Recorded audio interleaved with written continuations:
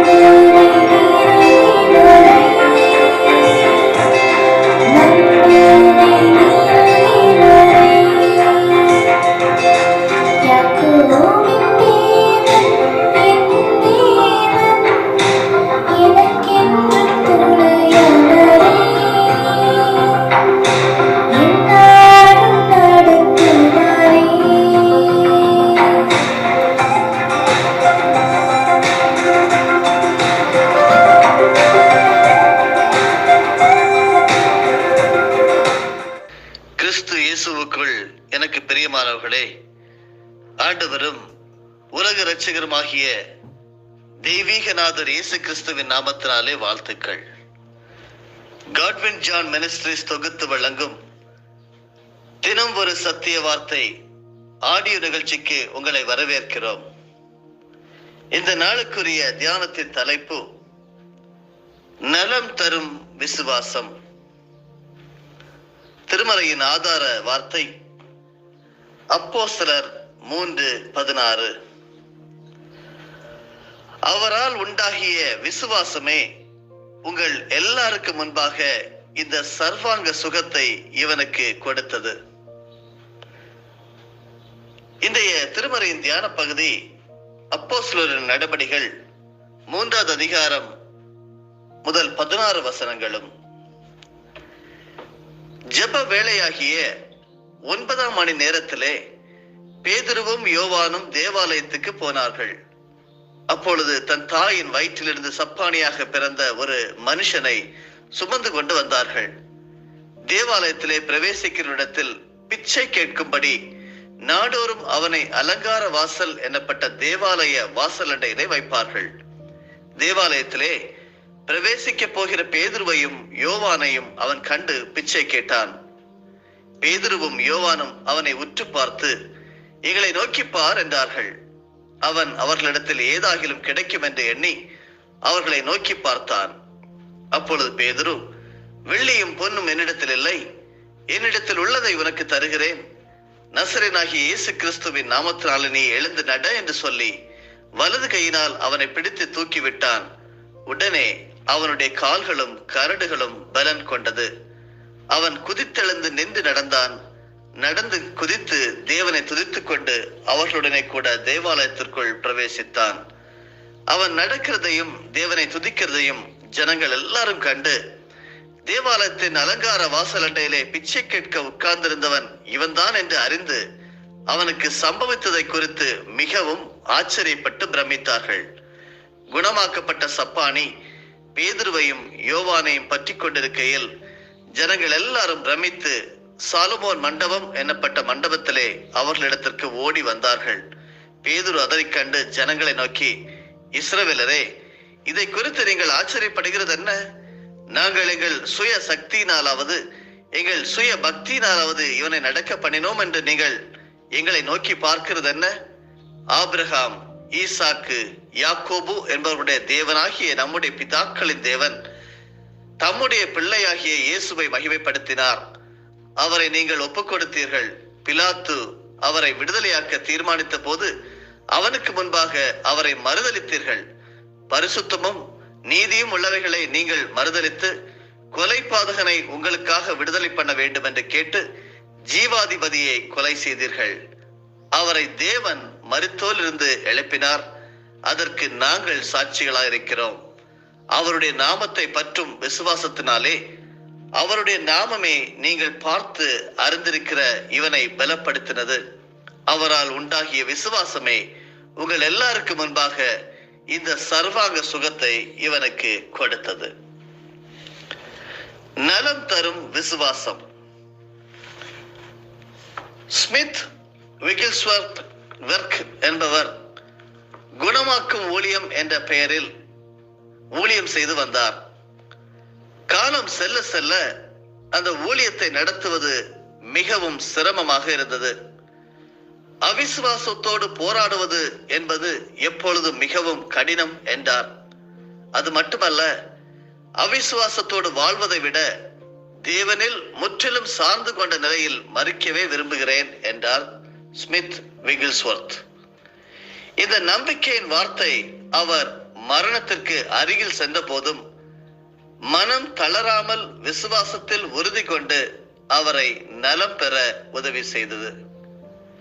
அருமையானவர்களே, முழுமையான விசுவாசம், ஆண்டவர் தான் எனக்கு இந்த காரியத்தை தந்தார், அவர் நிறைவேற்றுவார் என்கிற அந்த ஒரு விசுவாசம், அவர் மேல் முழுவதுமாக சார்ந்து நம்பிக்கை வைப்பது ஒருவரை பூரண நலமடைய செய்கிறது. இன்றைக்கும் அநேகர் ஊழிய பாதையில் இருக்கிறீர்கள், அல்லது உங்களுடைய சொந்த தொழில் ரீதியாக காரியமாக இருக்கலாம். துவங்கிவிட்டு எப்படி நடத்துவது என்று சொல்லி, இது தேவன் தந்ததா அல்லது நானாக தெரிந்து கொண்டதா என்று சொல்லி கேள்விகளோடு இருக்கிறதை பார்க்கிறோம். ஸ்மித் விகில்ஸ்வர்த் சொன்னது போல, அவிசுவாசத்தோடு போராடுவது என்பது எப்பொழுதும் மிகவும் கடினம். ஆனால் தேவனில் முற்றிலும் சார்ந்து கொண்ட நிலையிலே இருக்கிறது. அப்படி விரும்புவது தேவன் விரும்புகிற காரியம். அப்படி என்றால் என்னால் முடியவில்லை, முழுமையான விசுவாசத்தை ஆண்டவர் பேரில் வைத்து விடுகிறேன் சொல்லும் போது ஒருவரை பூரண நலமடைய செய்கிறது, மன ரீதியாகவும் உடல் ரீதியாகவும். இன்று உலகில் வாழும் அனைத்து மனிதர்களும் நிறைவான வாழ்வை எதிர்பார்க்கிறார்கள். நிறை வாழ்வு ஆண்டவரால் கிடைக்கிறது. அருமையானவர்களே, இன்று நாம் வாசிக்க கேட்ட வேத பகுதியிலே பேதுருவும் யோவானும் ஆண்டவருடைய சீஷர்கள் அலங்கார வாசல் வழியாக தேவாலயத்துக்குள் பிரவேசிக்கும் போது பிறப்பிலேயே சப்பானியாக பிறந்த ஒருவர் வாசல் அருகே இருந்து பிச்சை கேட்டுக் கொண்டிருந்தார். பேதுரு மற்றும் யோவானிடம் ஏதாவது ஒரு உதவி கிடைக்கும் என எதிர்பார்த்தான். ஆனால் அவர்கள், எங்களிடம் பொன் வெள்ளி இல்லை, இயேசு கிறிஸ்துவின் நாமத்தினாலே எழுந்து நட என்றார்கள். இது அவன் எதிர்பார்த்ததற்கும் அதிகமான செயலாக அமைந்தது. அருமையானவர்களே, என்னை கேட்டுக்கொண்டிருக்கிறார்களே, தனது குடும்பத்தாருக்கு பாரமாக அவன் இருந்திருக்கலாம், மன வேதனையோடு இருந்திருப்பான். ஆனால் நம்பிக்கையின் வார்த்தையை கேட்டு எழுந்தான், நின்றான், துள்ளி குதித்து ஆலயத்திற்குள் சென்றான். இதை பார்த்த ஜனங்கள் பிரமித்தார்கள், ஆச்சரியப்பட்டார்கள். சீடர்கள் பதிலுரையில், இயேசு கிறிஸ்துவில் வைத்த நம்பிக்கைதான் நீங்கள் அறிந்திருக்கிற இவருக்கு முழுமையான நலம் தந்தது என்றார்கள். நமது வாழ்விலும் அற்புதங்களை வெறுமனே நாடாமல் ஆண்டவரில் உள்ள நமது விசுவாசத்தை உறுதிப்படுத்துவோம். அது முழுமையான நலமான வாழ்வை நமக்கு நிச்சயமாகவே தரும். அருமையானவர்களே, குன்றி போன நமது பலன் மீண்டும் நம்மில் உயிர் பெறும். விசுவாசத்தை தேவன் பேர்ல வைப்போம். விசுவாச வார்த்தைகளை அறிக்கை செய்வோம். இயேசு கிறிஸ்துவில் நம்பிக்கை கொள்வோர் நலமடைவார்கள் என்பதை உணர்ந்து விசுவாச வாழ்வில் தொடர்ந்து முன்னேறிக்கொண்டே இருப்போம். விசுவாசத்தோடு ஜெபம் செய்யவும் வேண்டும். மத்திய 21 அதிகாரம் வசனம் 22 சொல்லுகிறது, நீங்கள் விசுவாசம் உள்ளவர்களாய் ஜெபத்திலே எவைகளை கேட்பீர்களோ அவைகளை எல்லாம் பெறுவீர்கள் என்று. இயேசுநாதர் தமது ஊழியத்தின் இறுதி நாட்களில் ஒரு பயணத்தின் போது வழி எருகேர் என்ற ஒரு அத்திமரத்தை கண்டு அவரது பசியாற்ற விரும்பினார். ஆனால் அதிலே இலைகளை தவிர கனிகள் ஒன்றுமே இல்லை. இதனால் நீ கனி கொடுக்க மாட்டாய் என்று இயேசு சொல்ல அது பட்டு போயிற்று. இந்த அத்திமரம் வழி அருகே, அதாவது அனைவருக்கும் பயன் தரக்கூடிய நிலையிலே நின்றது. செழிப்பு நிறைந்த இடத்திலே அடர்த்தியான இலைகளினால் தன்னை அலங்கரித்து வழிப்போக்கரின் கண்களையும் கவர்ந்து நின்றது. ஆனால் என்ன அதிலே பிரச்சனை என்றால் அதிலே கனி இல்லை. இதை போன்றுதான் இஸ்ரவேலரும் கனி தரக்கூடிய எல்லா அனுகூலங்களையும் இறைவனிடமிருந்து பெற்றும் வெளி வேட பக்தியை மட்டுமே கொண்டிருந்தனர். அருமையானவர்களே, இறைவனிடம் ஆழமான விசுவாசத்துடன் கூடிய பக்தியை வெளிப்படுத்தவில்லை. இப்படி மாயமாலமான வாழ்க்கை வாழ்பவர்களும் கனியற்ற வாழ்வு வாழ்கின்றவர்களும் சபிக்கப்பட்டவர்கள் என்பதை சீடர்களுக்கு கற்றுக் கொடுக்கவே ஒரு அடையாளமாக இயேசு கிறிஸ்து அத்திமரத்தை சபித்தார்.